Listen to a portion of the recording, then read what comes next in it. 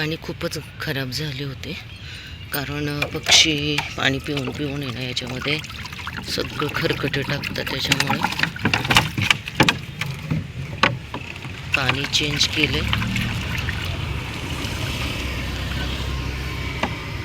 आज तर घरातल्यांना नाश्ता नाही, काही नाही. दादा म्हटलं तू तुझं काम करून ये. मग मम्मी, कारण हे बघा इथं हे झाडावरती येत नाहीत की हे आहे पिंपळाचं झाड. त्या झाडावरती एवढे पक्षी आहेत ना, आता सुद्धा बसलेत. मुलं सुद्धा आहे ना सहकार्य करतात. आणि मिस्टर तर माझे खरंच मी सांगू शकत नाही, आज त्यांच्यामुळं मी काम करू शकते बघा. कारण ते मला प्रत्येक गोष्ट मी सांगितलं ना, पैसे नसले तरी ते मला म्हणतात हा तू घेऊन ये, ऑर्डर करू डॉग फूड, मी नंतर पैसे देतो. पण असं नाही की राग की बाबा चला पैसे नाही तर तुझं तू प्रत्येक वेळेस तुझंच तू चालवते, असं नाही.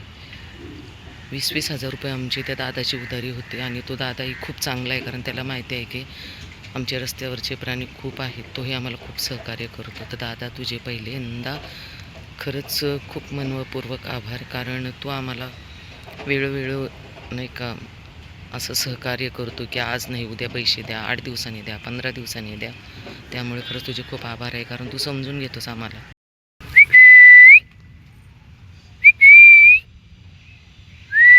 पिल्लं बघा कशी हळूहळू येत आहेत. तोपर्यंत मी खायला देते. आले पिल्लांची मम्मा. हे घे, पिल्लूला काहीतरी झालंय ना, घे बाळा खा.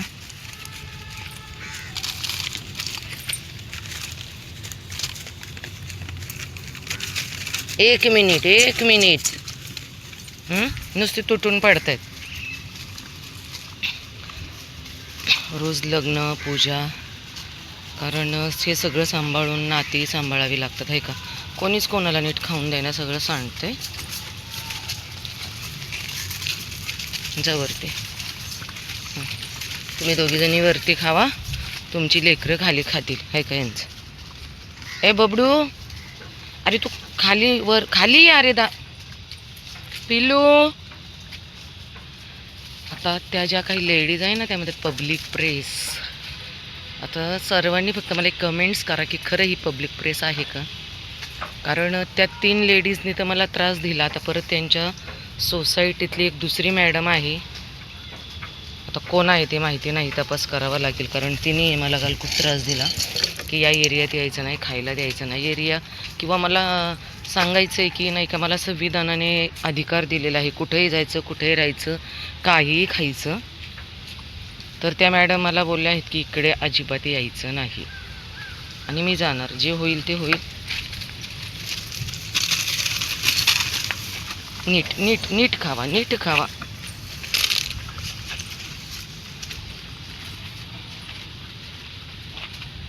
खाऊन येत ना, जर आपण यांना खायला दिलं तर ही लेकरं आहेत ना खाऊन शांत झोपतील, ते कोणालाच त्रास देणार नाही आहेत.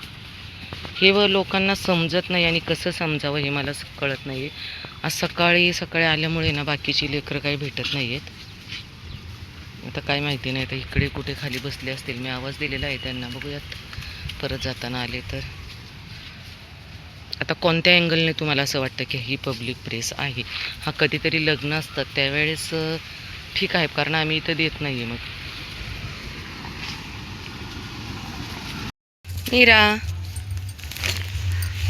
मीरा सुप्रभात. हे मिरुडी, सकाळी आले की बघा ही लेकरं अशी छान झोपेत असतात. आणि हे सुख खरंच शब्दात मी तुम्हाला कोणालाही सांगू शकत नाही. ज्यावेळेस तुम्ही ह्या गोष्टी करताल, या लेकरांच्या सानिध्यात येताल, त्यांच्याबरोबर खेळताल, बोलताल, त्यावेळेस सुख काय असतं ना, ह्या लेकरांबरोबर राहण्याचं ते कळेल. यांना असं सुखात झोपलेलं पाहून इतका आनंद होतो ना. मीरा, आवाज बसलेला आहे. सकाळी आले ना मी, माझा आवाज किती बसला. मीरू काय बेबी, नाही जेवायचं बेबीला. शोना मुंडीला आई पाय कुठे लावलाय मीराने. उठ ना, माझा आवाज खूप बसलाय ग. ए राणी उठ. मीराताई काही उठत नाही आहेत.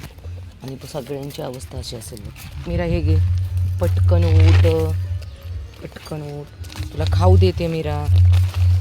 ठीक आहे, उठ पटकन. उठ ना राणी, उठ ना. मी परत येणार नाही रात्री, मी गावाला जाणार आहे. आज लग्न आहे बहुतेक इकडे बघा, कारण गाड्या आल्यात, लोक आलेत. पलीकडच्या साईडला कार्यालय आहे.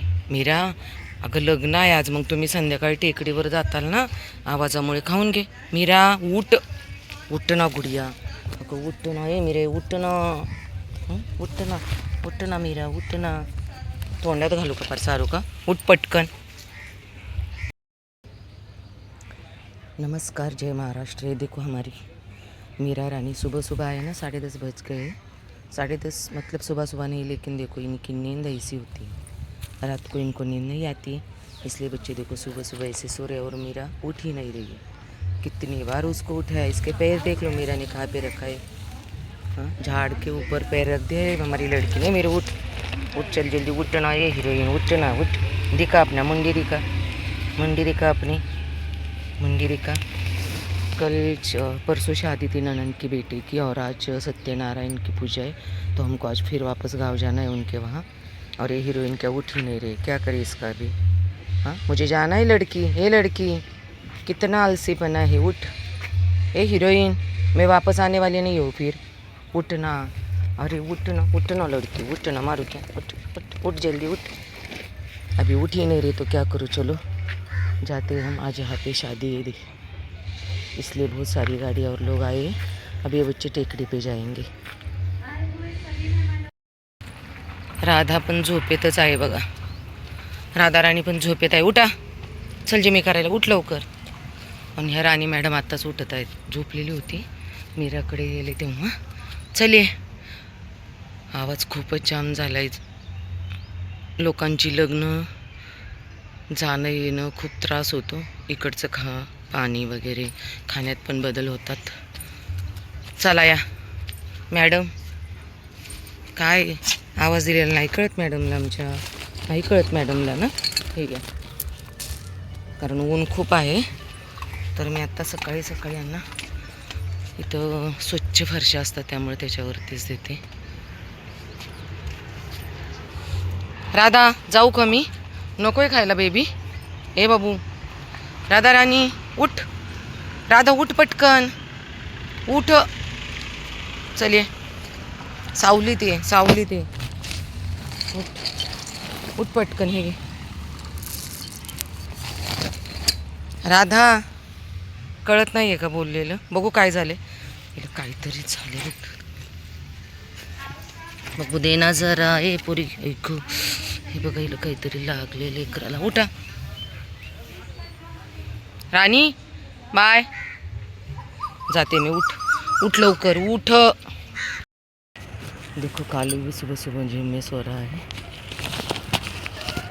हमारा कालू जिम में सोता है. चल,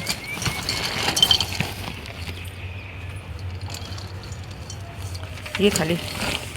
काळू खाली ये, ये पटकन.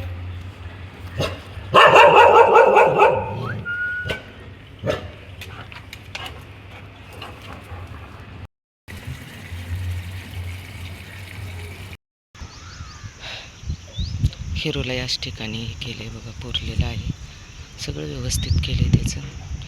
हिरोचा असा एक क्षण नाही की हिरोची आठवण येत नाही. माणसाच्या आठवणी खरंच पुसल्या जातात, पण मुख्य प्राण्यांच्या नाही. मी रोज टेकडीवर येते, पण मला असं खूप काळजाला त्रास होतो की इकडनं मी टेकडीवर जाते आणि माझ्या हिरोला इथं दफन केलं आहे. खूप त्रास होतो हिरो. शब्द सांगू नये हिरो काय होता, कसा होता. आज विचार करा ना, 50 वर्षाच्या माणसाला सुद्धा समजत नाही आपण काय बोलावं, काय करावं. बेडशीट तिकडं पडले, म्हणजे माझ्याकडे शब्द नाही हिरोबद्दल बोलण्यासाठी. इतका हुशार ना हिरो, इतका हुशार की मी सांगू शकत नाही.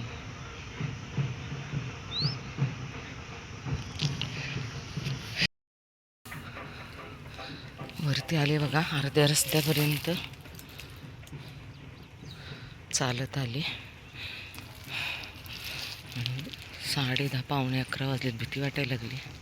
आज यावर्षी ना पाऊस खूप लवकर पडल्यामुळे झाडाला बघा कशी सुंदर पालवी फुटली आणि खूप छान वाटतं निसर्गाच्या सानिध्यात. तर आमची लेकरं पार एवढ्या लांब असूनही लोकांना त्रास होतो. रात्रीच पाणी ओतलं होतं पण किती संपले, कारण ही लेकरं इकडं असतात बघा. खाली लोक त्रास देतात म्हणून ही वरती टेकड्यांवरती येऊन बसतात, तरीही लोकांना इथेही त्रास होतो. 5 लिटरचं कॅन, 2 कॅन आणायचे पण ॲक्सिडेंट झाल्यामुळे हाताचा खूप मोठा प्रॉब्लेम झाला आहे. तरीही मी आणते, कारण इकडे ना पाण्याची खूप गरज आहे. प्रत्येक प्रकारचा पक्षी इकडे आहे बघा. खूप मोठं, म्हणजे कमीत कमी 20 ते 30 एकराची टेकडी असेल बघा. ही खूप मोठी आहे आणि इथं अनेक पक्षी आहेत.